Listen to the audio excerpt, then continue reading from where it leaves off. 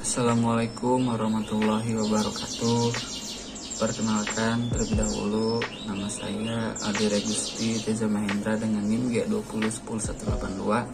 Di sini saya membuat video tentang sosiologi untuk memenuhi tugas UTS Sosiologi Komunikasi. Video ini dikutip dari sebuah jurnal yang ditulis atau dibuat oleh seorang sosiolog bernama Salmanus Kire dengan jurnalnya berjudul Gambaran Umum Mikrososiologi Utama Kontribusi di Bidang Sosiologi Komunikasi. Nah, sosiologi modern menganalisis komunikasi sebagai elemen konstitutif dan mengikat masyarakat. Dapat dilihat sebagai struktur terorganisir individu dan aktor sosial tersosialisasi. Cara komunikasi ini sangat memungkinkan untuk konstitusi sebagai fungsi dan interpretasi kehidupan sosial, merupakan salah satu aspek sentral yang menarik dalam sosiologi. Namun, kesadaran akan pentingnya komunikasi dalam meneliti kehidupan sosial tidak selalu ada. Kesadaran ini dikondisikan secara sosial karena telah berkembang seiring dengan meningkatnya signifikansi mikrososiologi dengan mengorbankan makrososiologi dan telah berkembang dari awal abad 20 hingga saat ini. Dalam mengembangkan konsep mikrososiologi ini, Max Weber mengusulkan bahwa tindakan sosial harus menjadi subjek dasar penelitian sosiologis dan bahwa unsur-unsur pembentuk kehidupan sosial termasuk komunikasi harus dilihat sebagai bentuk tindakan sosial. Pertama, ada komunikasi sebagai aksi sosial.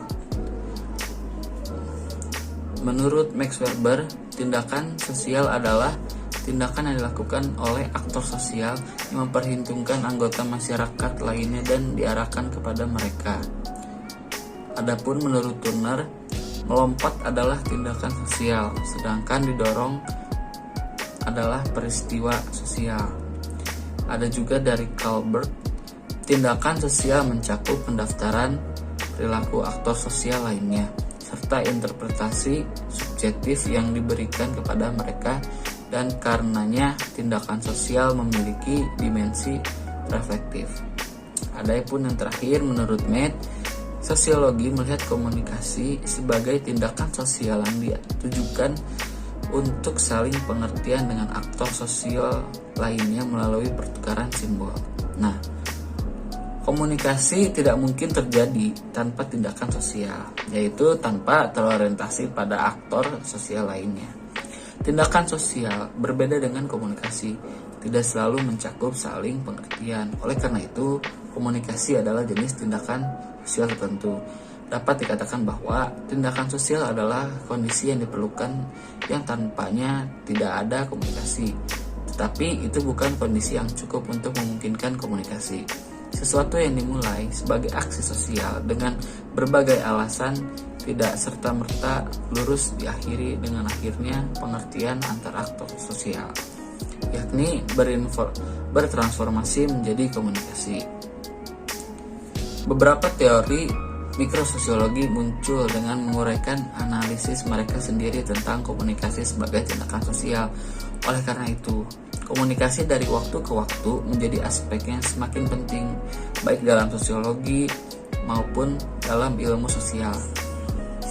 Jadi, interaksionisme simbolik menganalisis komunikasi sebagai tindakan simbolik. Fenomenologi menganalisis komunikasi sebagai tindakan sosial yang melaluinya seseorang memperoleh pengalaman. Dengan sadarnya etnometodologi komunikasi menganalisis sebagai tindakan praktis. Konstruksionisme sosial menganalisis komunikasi sebagai komponen dasar dunia sosial aktor sosial, dan teori tindakan komunikatif mencoba mengesosialisasi komunikasi dari jenis tindakan sosial lainnya, menunjukkan perkembangan historinya dalam konteks sosial yang lebih luas pada interval waktu tertentu. Semua teori ini mendorong munculnya perspektif baru tentang komunikasi yang dilihat sebagai tindakan sosial.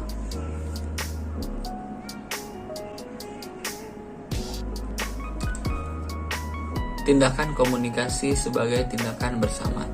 Seperti yang kita ketahui bahwa Bloomer telah mendefinisikan tindakan bersama adalah bentuk tindakan kolektif yang lebih besar yang dibentuk oleh penyatuan lebih dari satu perilaku individu seperti makan malam, perdagangan, pernikahan, dan masih banyak contohnya lagi. Komunikasi sebagai tindakan bersama terdiri dari beberapa tindakan sosial. Dengan demikian, Matt menyimpulkan bahwa gerak tubuh sebagai tindakan sosial terungkap menjadi suatu tindakan tanpa dipisahkan dari tindakan umum, tapi berfungsi sebagai stimulan. Dengan demikian, gerak tubuh sebagai tindakan sosial tidak berdiri sendiri, juga tidak mendahului tindakan bersama, tetapi sebaliknya merupakan bagian integral darinya. Nah, komunikasi sebagai tindakan sosial juga dapat dianalisis sebagai seperangkat tindakan sosial, seperti berbicara dan mendengarkan, yang lainnya yang saling berhubungan. Karena mereka berinteraksi satu sama lain sejauh aktor sosial berkomunikasi dalam berbicara yang disinkronkan dan mendengar tanggapan dari peserta lain, yaitu aktor-aktor sosial yang berkomunikasi satu sama lain secara stimulan adalah pembicara dan pendengar. Meskipun pola prinsipnya seharusnya tidak ada hierarki di antara tindakan sosial individu. Fokus ilmu-ilmu sosial telah lama pada analisis berbicara tindakan sosial. Itu menurut Austin. Terus ada transformasi komunikasi dari tindakan menjadi interaksi. Nah, analisis tindakan sosial sebagai tindakan bersama melibatkan interaksi beberapa aktor sosial dalam konteks sosial tertentu yang dapat didefinisikan sebagai interaksi. Nah, transisi dari analisis tindakan seorang terhadap aktor sosial lainnya ke analisis reaksi timbal balik aktor sosial yang dilakukan dalam kerangka interaksionisme simbolik ini juga berarti transisi ke analisis komunikasi sebagai bentuk interaksi sosial. Dapat dikatakan bahwa interaksi sosial melalui komunikasi melibatkan koordinasi tindakan sosial, sementara fitur kunci dan tindakan sosial adalah makna yang melekat untuk mendefinisikan situasi di mana ia beroperasi dalam interaksi. Penekanan ditempatkan pada hubungan yang diperlukan untuk didirikan pada saat dua aktor bertindak secara bersamaan menangani satu sama lain. Ketika seorang sosiologi Matt mengusulkan interaksi sebagai objek analisis sosiologi antara lain dalam analisis komunikasi, ia menegaskan bahwa interaksi sosial bersifat konstitutif dalam kaitannya dengan tindakan sosial dan tidak terdiri darinya. Makna lebih khusus ini berarti bahwa sementara interaksi sosial melibatkan koordinasi tindakan sosial, tindakan sosial tidak merupakan interaksi sosial, melainkan interaksi sosial merupakan tindakan sosial. Ini berarti bahwa hubungan antara tindakan sosial dan interaksi sosial sangat jauh lebih rumit, ambivalen, dan bertingkat. Bahkan dapat dikatakan bahwa dalam teori Matt, aksi dan interaksi adalah semacam kerjasama antar aktor sosial, di mana setiap orang masuk dengan kecenderungan dan kapasitas mereka mengambil alih tanggung jawab untuk pencapaian tujuan bersama. Dengan demikian, kita dapat membedakan antara dunia subjek, yaitu aktor sosial yang melekatkan makna, dan dunia objek yang diberi makna. Terus ada pendekatan fenomenologis untuk komunikasi. Fenomenologis telah membangun beberapa konsep sebagai prasyarat untuk komunikasi yang mengatasi isolasi pengalaman sadar individu, yaitu tipifikasi.